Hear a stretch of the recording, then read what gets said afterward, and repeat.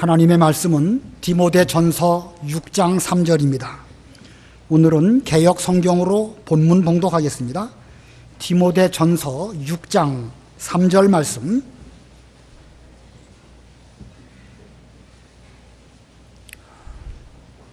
디모데전서 6장 3절 말씀.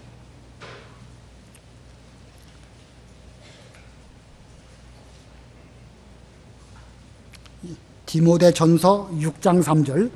누구든지 다른 교훈을 하며 바른 말 곧 우리 주 예수 그리스도의 말씀과 경건에 관한 교훈에 창념치 아니하면 저는 교만하여 아무것도 알지 못하고 변론과 언쟁을 좋아하는 자니 이로써 시기와 분쟁과 회방과 악한 생각이 나며 마음이 부패하여지고 진리를 잃어버려 경건을 이익의 재료로 생각하는 자들의 다툼이 일어나느니라.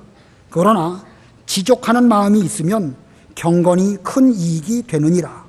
우리가 세상에 아무것도 가지고 온 것이 없음에 또한 아무것도 가지고 가지 못하리니 우리가 먹을 것과 입을 것이 있은즉 족한 줄로 알 것이니라.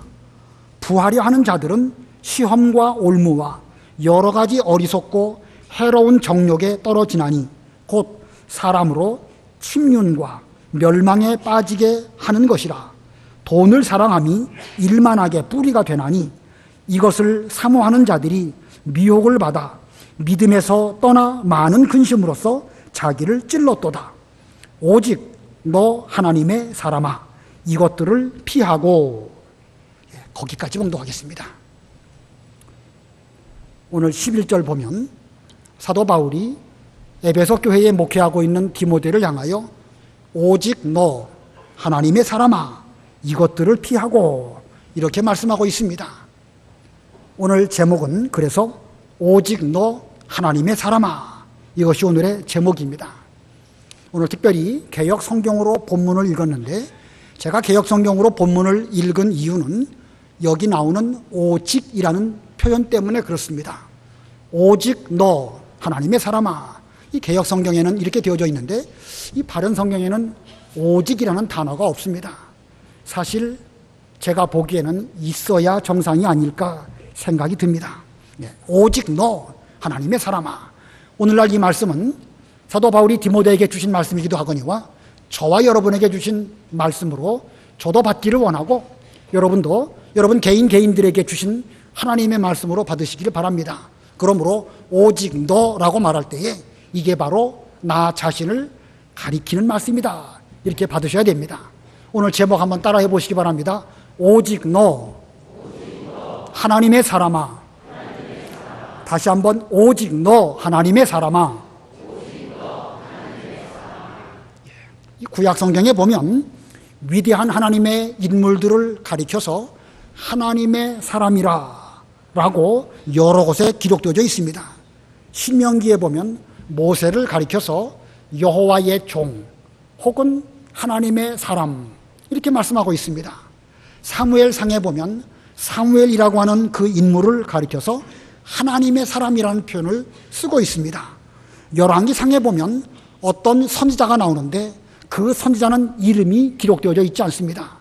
그 선지자는 하나님 명령을 받아가지고 여로보암 왕에게 가서 그 왕의 잘못된 것을 책망하는 이런 사명을 갖고 가는데 성경은 그를 가리켜 하나님의 사람이라 라고 여러 군데에 말씀하고 있습니다. 그 외에도 엘리야를 두고 하나님의 사람, 엘리사를 두고 하나님의 사람, 스마야라고 하는 선지자를 통하여에게 대해서도 하나님의 사람이라고 하는 용어를 쓰고 있습니다. 자, 이렇게 구약 성경에는 위대한 인물들을 지칭해서 하나님의 사람이라고 말씀하고 있는데 이 신약 성경에는 그렇게 많지가 않습니다. 오늘 읽은 이 디모데전서 여기에 한 군데 있고 또 바로 뒷부분에 가면 디모데후서 3장 17절에도 보면 성경은 사람을 하나님의 사람으로 온전케 한다 이렇게 말씀하고 있습니다. 성경은 사람을 하나님의 사람으로 온전케 한다. 그리고 보면 이 디모데후서에 기록된 하나님의 사람은 어떤 특정한 인물을 가리켜서 표현한 것이 아니라 성경이라고 하는 이 귀중한 말씀은 일반적인 모두들을 하나님의 사람으로 온전케 만드는 그런 역할을 한다, 이런 뜻으로 기록을 하였습니다. 그리고 보면 신약 성경에 특정한 사람을 두고 하나님의 사람이라 라고 말씀한 것은 지금 읽은 이 본문 외에는 없습니다. 오직 너 하나님의 사람아. 자, 이렇게 구약시대에는 위대한 인물들을 두고 여러 군데서 이 표현을 썼지만 신약 성경에는 디모데를 두고 사도 바울이 오직 너 하나님의 사람아 이렇게 말씀을 했습니다. 그러나 오늘날 실제로 예수님을 구주로 믿고 택함을 받는 우리 모든 성도는 실제로 하나님의 사람입니다. 여러분께서 예수님을 정말로 구주로 믿으십니까? 그렇다면 여러분은 하나님의 사람입니다. 오늘 본문에서 바울은 디모데를 향하여 너 하나님의 사람아 라고 부르고 있습니다. 너 하나님의 사람아 라고 말하는 이 표현 속에 분명 바울은 너라고 하는 디모데를 강조하기 위해서 너라는 말을 이렇게 콕 찍어가지고 너 하나님의 사람아 이렇게 기록을 했습니다. 거기다가 그 앞에 또 오직이라는 단어를 더했습니다. 오직 너 하나님의 사람아. 왜 오직 너라고 하는 이 표현을 썼을까? 오직이라는 단어가 왜 들어가야 될까? 이 문맥을 잘 주의해서 살펴보면 이 바울은 디모데라고 하는 자기의 제자를 에베소 교회에 머물게 하였는데 그 에베소 교회에는 여러 가지 많은 문제들을 안고 있었습니다. 더군다나 바울이 예측하기에 앞으로 시간이 가면 갈수록 그 에베소 교회나 그 교회의 여러 가지 환경들이 점점 어려워져서 사람들은 부패해지고 사람들은 돈을 따라가고 경건에서 멀리 떠나가게 될 것을 바울은 내다보고 있었습니다. 그러나 많은 사람들이 다 그렇게 돈을 따라가고 경건한 흉내만 내는 그런 길로 걸어간다 할지라도 오직 너 하나님의 사람인 디모데 너만큼은 반드시 그래서는 안 된다, 이런 뜻으로 오직 너라고 하는 표현을 썼습니다. 본문을 읽을 때 그래서 우리는 오직 너라고 하고 거기에 쉼표 좀 잠깐 쉬어야 됩니다. 오직 너 하나님의 사람아. 영어 성경을 보니까 이것을 어떻게 표현했냐면 but you 칸마하고 man of God 이렇게 써 있습니다. but you man of God. 소녀시대라고 하는 걸그룹이 있더라고요. Nobody but you 노래 아시나요? 들어보시긴 하셨을지 모르겠습니다. 저도 종종 들어봤습니다. 거기 나오는 but you라고 하는 그 문법적인 표현과 여기 나오는 but you와 같은 것입니다. 너만큼은 반드시 너는 너를 제외하고는 이런 뜻입니다. 오직 너 하나님의 사람아. 오래전에 우리 교회가 이 마루 바닥에 앉아서 예배를 드렸던 때가 있습니다. 고등학교 학생 즈음에 저는 이 마루 바닥 가능하면 이 앞부분에 앉아가지고 이 예배 시간마다 말씀을 잘 적으려고 노트 필기를 나름 열심히 했습니다. 노트 필기를 할 때 성경 노트 맨 앞장에다가 저는 꼬박꼬박 써넣기를 오직 너 하나님의 사람아, 그리고 영어로는 but you man of God 이렇게 써넣었습니다. 그리고 노트 맨 뒷장에도 오직 너 하나님의 사람아 라는 그 말씀을 써넣었습니다. 그리고 그 옆에다가 그림도 하나 그려 넣었습니다. 손가락을 그림으로 이렇게 그려 넣었습니다. 손가락이 무슨 뜻이겠죠? 오직 너, 거기서 말하는 너는 누구를 가리키겠습니까? 저 자신을 가르치는 그런 의미로 손가락도 하나 그려 넣었습니다. 오직 너라고 하는 것을 강조하는 뜻으로 이렇게 성경 필기하는 노트마다 맨 앞장과 맨 뒷장에 오직 너 하나님의 사람아 이렇게 써 넣었습니다. 당시 고등학생이었던 저는 마음에 생각했습니다. 과연 내가 앞으로 신앙생활을 잘할 수 있을까? 학교를 졸업하고 군대를 갔다 오고 앞으로 사회생활을 하게 될 터인데 많은 사람들이 오늘은 이 자리에 앉아가지고 예배를 드리고 있지만 시간이 지나면 지나갈수록 사람들은 다 각각 뿔뿔이 흩어지는 그런 일들이 아마도 있을 수 있을 것인데 과연 나는 끝까지 믿음을 잘 지킬 수 있을까? 혹시 내가 탈선해서 이 자리를 지키지 못할 때 어쩌다가 성경 노트 필기한 이 앞뒤 이 글귀를 보면서 오직 너만큼은 하나님의 사람으로 그렇게 하지 않기로 결심하면서 써놓지 않았느냐, 이런 그런 마음가짐으로 혹시 이 말씀들이 나중에 저를 붙잡아 주면 좋겠다, 이런 뜻으로 이렇게 노트마다 손가락 그림과 함께 오직 너 하나님의 사람아 라는 이 성구를 써 넣었습니다.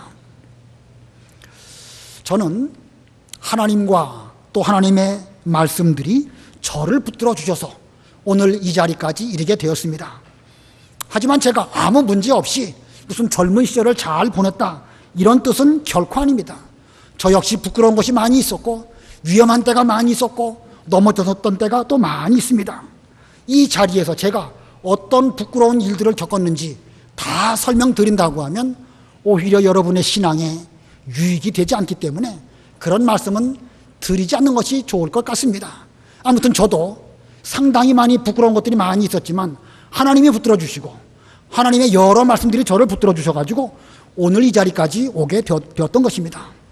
오늘 제가 이 자리에 이 본문을 가지고 선 것은 이 본문의 말씀이 저를 오늘날까지 붙들어 주셨던 것처럼 이 자리에 함께한 우리의 다음 세대들, 우리의 아들들, 우리의 젊은이들도 저와 똑같이 이 말씀이 붙들어 주시면 좋겠다, 이런 뜻으로 이 말씀을 들고 이 강단에 섰습니다. 제가 오랜만에 개역성경을 가지고 섰는데 이 개역성경 펴보니까, 오늘 아침 펴보니까 이 오직 너 하나님의 사람아 라고 하는 이 말씀에 노란색 사인펜으로 진하게 표시가 되어져 있습니다.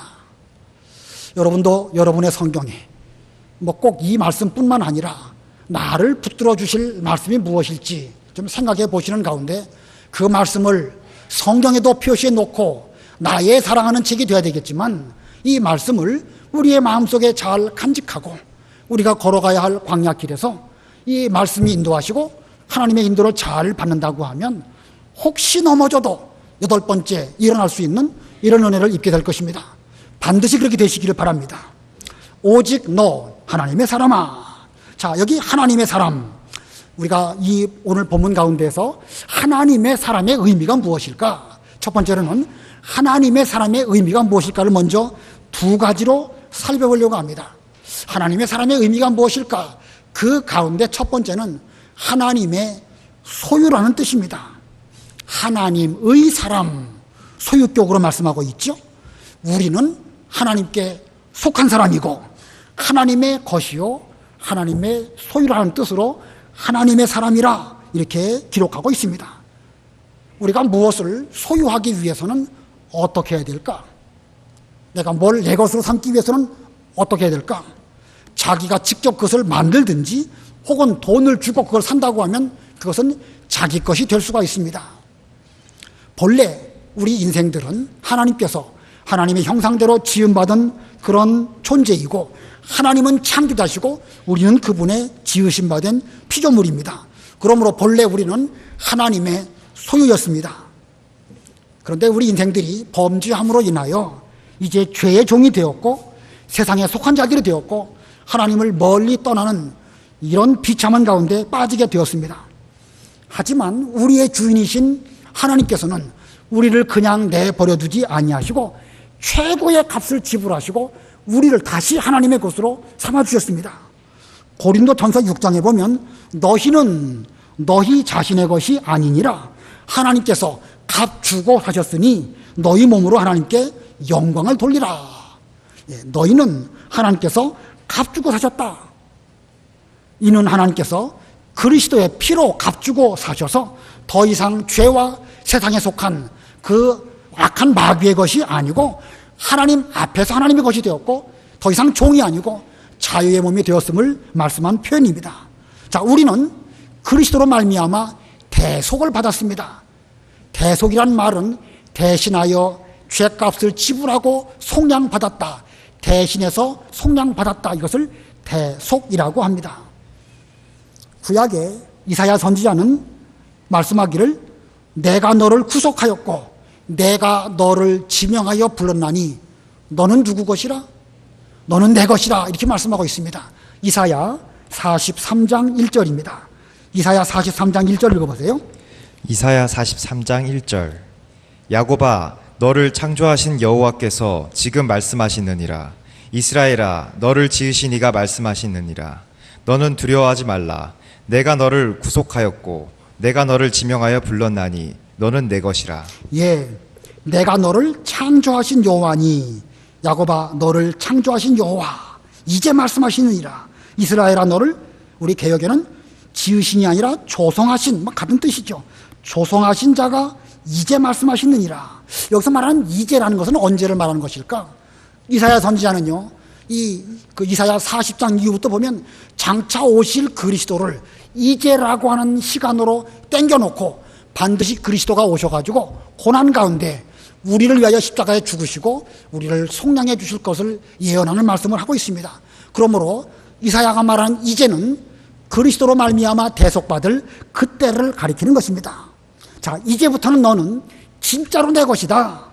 이렇게 이사야는 예언했습니다. 그러므로 우리는 오직 너 하나님의 사람아 하신 말씀과 같이 하나님의 소유입니다. 이사야 41장에 보면 지렁이 같은 너 야곱아, 내 구속자는 이스라엘의 거룩한 자이다. 예, 우리를 두고 지렁이 같은 너, 벌레 같은 우리라고 했는데, 그런데 우리 하나님께서 구속하셔서 하나님의 소유로 삼아주셨는데, 그분은 누구시냐? 이스라엘의 거룩하신 자, 곧 그리스도로 말미암아 구속받았다고 성경은 말씀하고 있습니다. 예, 우리를 구속하셔서 자기 것으로 삼으신 그분은 이스라엘의 거룩하신 자 하나님이시요 예수 그리스도이십니다. 그래서 우리는 그분의 소유가 되었고, 우리는 그분을 대하여서 나의 하나님, 나의 주님이라고 부르는 것입니다. 우리 하나님 아버지라고 우리는 고백을 하는 것입니다. 우리는 그분의 소유가 되었고, 그분은 또한 우리의 소유가 되었습니다. 자, 오직 너 하나님의 사람아. 이 하나님의 사람, 단순한 표현 같지만 이 속에는 아주 중요한 의미가 있습니다. 무슨 문학적인 표현으로 생각하시지 말고, 여러분 한 주간 살아가시는 동안에 이 의미가 무엇일까? 하나님의 사람이라고 말하는 이 소유가 어떤 의미를 갖고 있을까? 기도하시는 가운데 성령의 감동으로 많이 깨달으셔서 이 깊은 의미를 하나님께서 우리에게 직접 느끼게 해주시는 그 감동으로 느끼는 이번 한 주간 되시길 바랍니다. 그 다음에 두 번째로 하나님의 사람의 의미가 무엇일까? 두 번째 의미는요, 하나님의 대리자라는 뜻입니다. 하나님의 대리자. 세상을 살아가고 있는데 우리는 하나님의 사람으로서 하나님이 우리를 보내시고 세상에서 우리는 하나님을 대신하여 어떤 일을 맡고 있는 이런 대리자다, 그런 뜻입니다.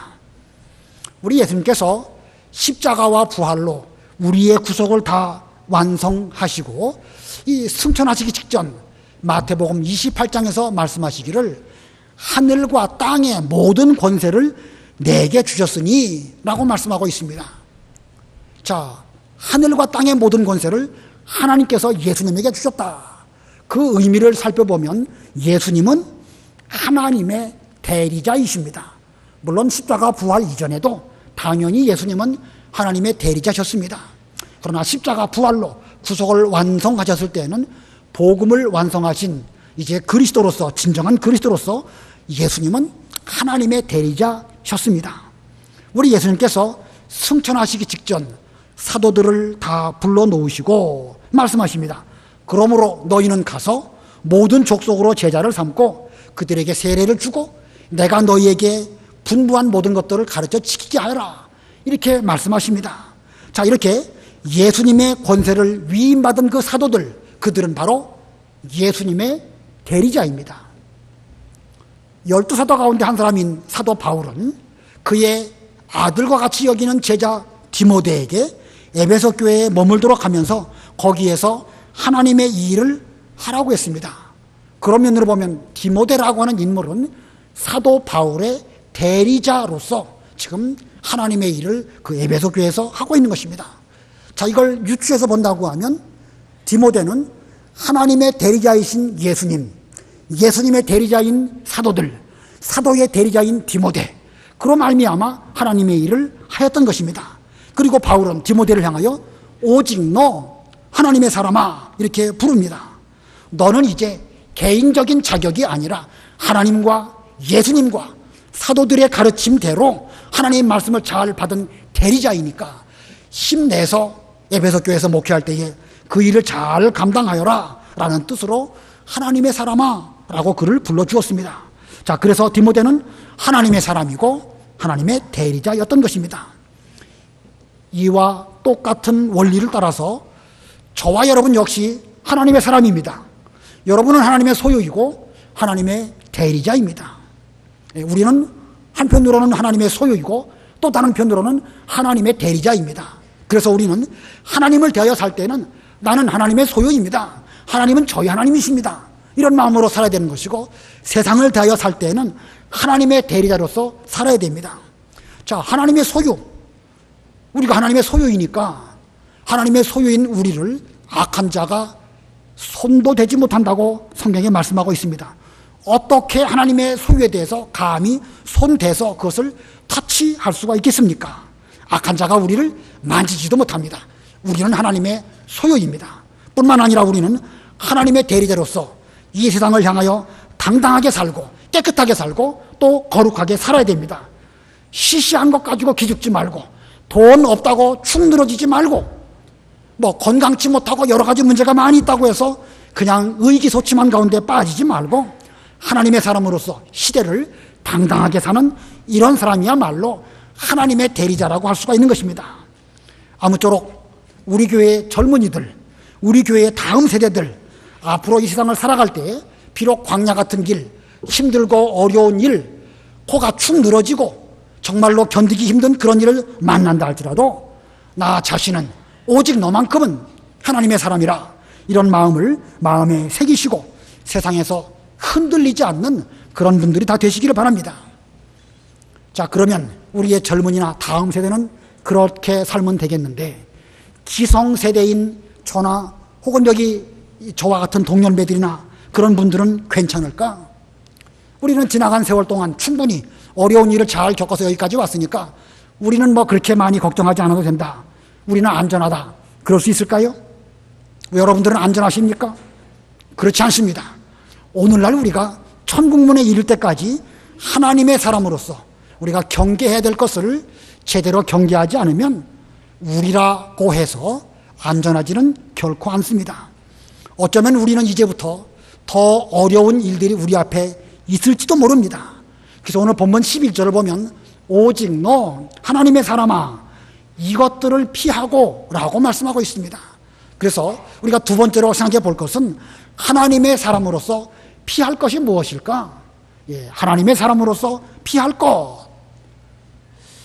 자, 11절 한번 읽어보세요. 11절 오직 너 하나님의 사람아 이것들을 피하고. 여기 이것들을 피하고 그랬죠? 이것들이 무엇을 말하는 걸까요?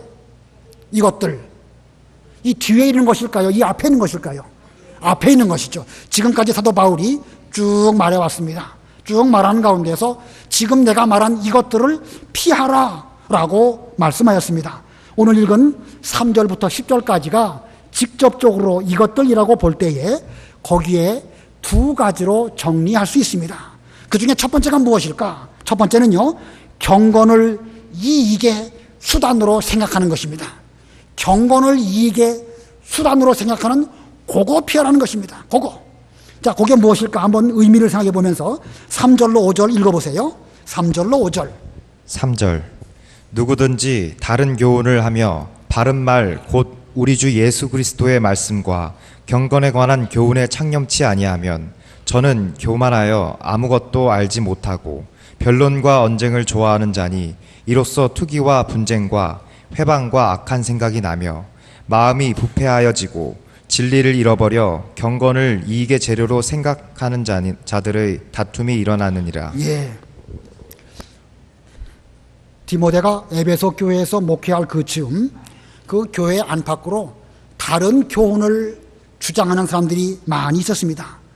복음을 믿음으로만 구원을 받는데 다른 교훈을 쓱 거기다가 집어넣어 가지고 복음을 믿는 것도 필요하지만 율법을 지켜야 된다든지 아니면 헬라 철학의 여러 가지 철학적인 사상들을 말한다든지 혹은 그 당시에 에베소는 터키 지방이니까 그 이방 사람들이 우상 숭배하는 그런 요소들을 가미해가지고 그런 신비주의적인 것을 또 지켜야 할 것을 말하는 이런 일들이 있었습니다. 그러므로 여기에 다른 교훈, 율법주의라든지 헬라 철학이라든지 혹은 이방인들이 말하는 그런 여러 가지 우상숭배와 신비주의 등등을 말합니다. 여기에 대해서 뭐 자세한 그런 설명은 이 시간 생략하려고 합니다. 그러면 오늘날 이 다른 교훈, 우리를 위태하게 만들고 우리를 심각하게 신앙적으로 부패하게 만드는 것이 무엇일까? 제가 지금부터 세 가지 그 샘플을 제시할 터인데 그 가운데 우리가 오늘날 심각하게 여기며 피해야 될 것이 무엇일지 한번 생각해 보시기 바랍니다. 한 가지만 꼽아 보시기 바랍니다. 첫 번째는 율법을 지켜야 구원을 얻는다고 하는 율법주의.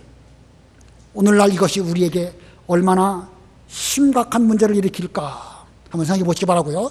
두 번째, 신천지와 같은 여러 이단들이 있죠. 그런 이단들 정말로 위험하고 조심해야 됩니다.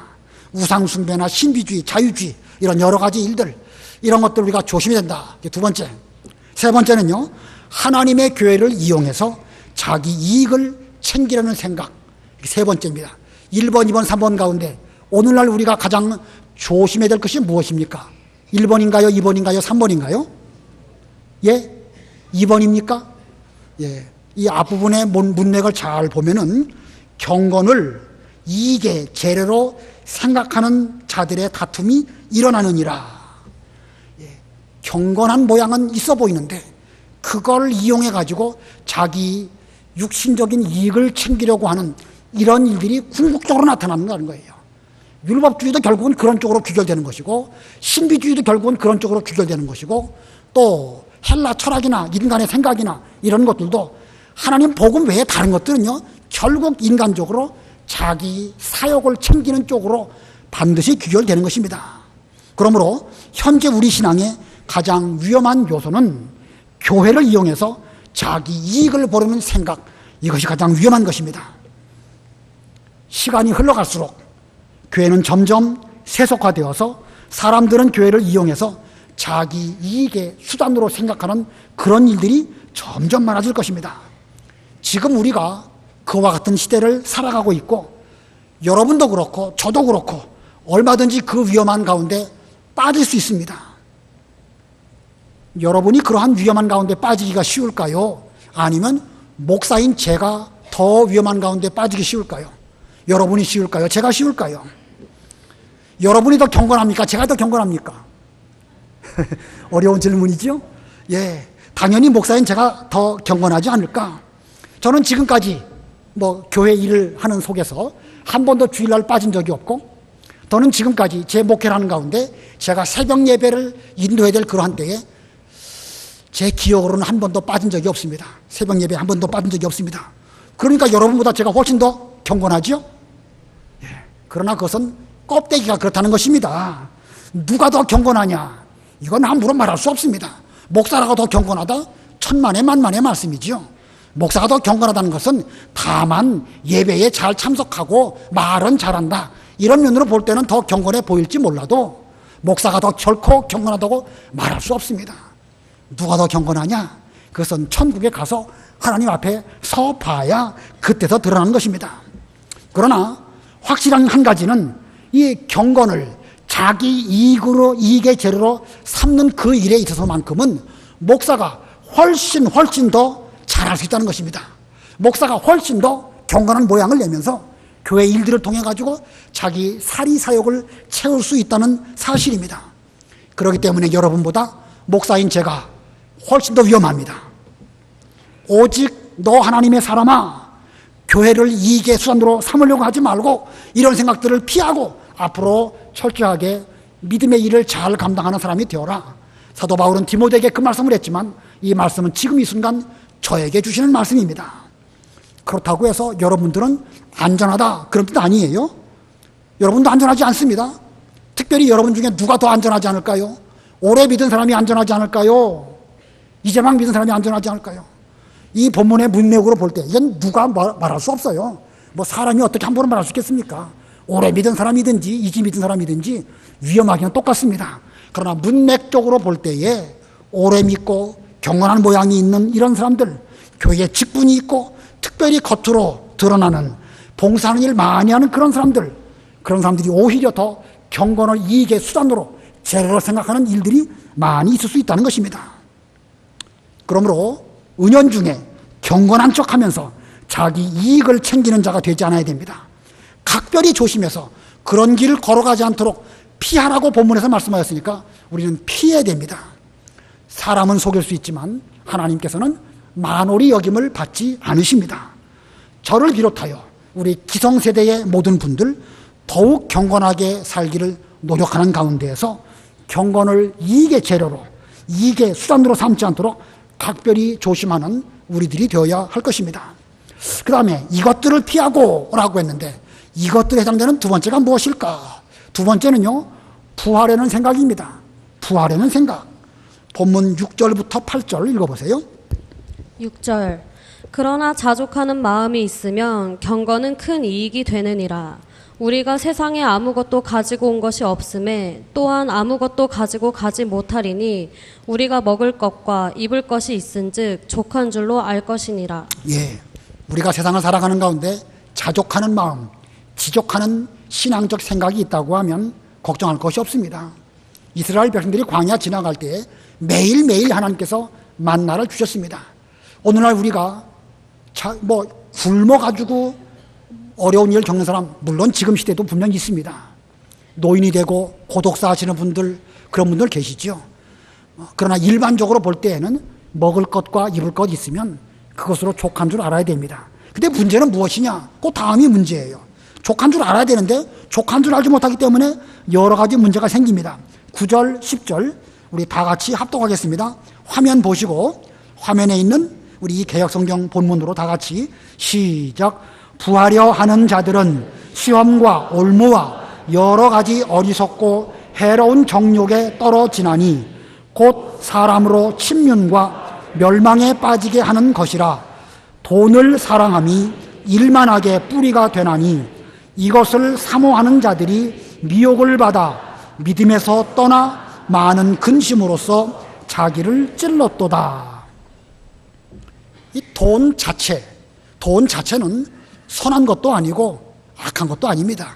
다만 돈은 우리가 살아가는데 어느 만큼 필요한 그것이 돈이지요. 그러나 문제는 무엇이냐? 이 부하려고 하는 생각이 문제입니다. 돈 자체가 문제가 아니라 돈을 좀 많이 가져야 되겠다라고 하는 생각이 문제입니다. 그러므로 우리가 피해야 될 것의 두 번째는 바로 이 부하려는 생각입니다. 자, 이 본문에 보면 9절에 부하려 하는 자들은 부하려 하는 자들이라고 표현하고 있고 10절도 보면 돈을 사랑함이 일만하게 뿌리가 되나니 돈 사랑을 말씀하고 있죠. 그러면서 계속 보면 10절 가운데 보면 이것을 사모하는 자들이 미혹을 받아 사모한다고 말씀하고 있습니다.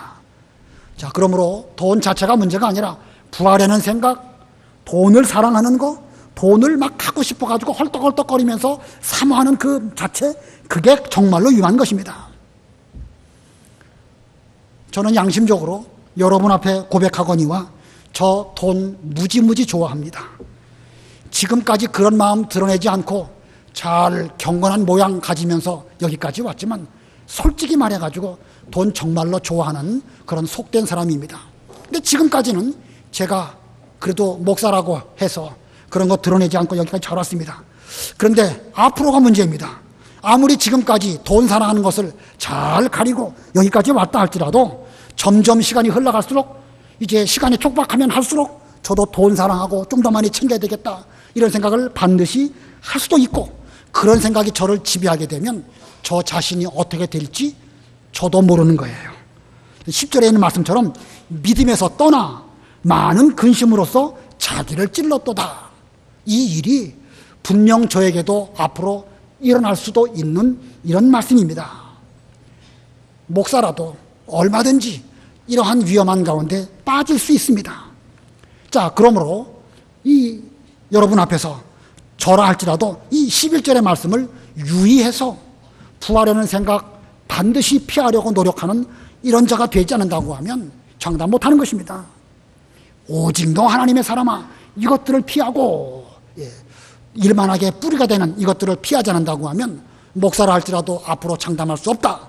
이런 뜻으로 이 말씀을 저에게 이 시간 주는 말씀입니다.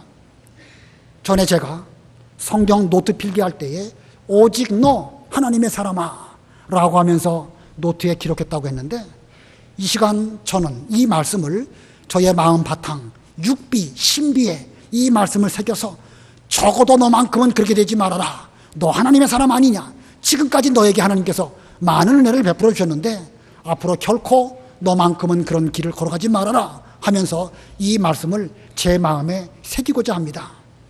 여러분 역시도 지금까지 하나님의 은혜로 여기까지 잘 오셨다 할지라도 조심하셔야 됩니다. 기성세대, 60대, 그 이상에 대해서는 제가 감히 말씀드리지 않겠습니다.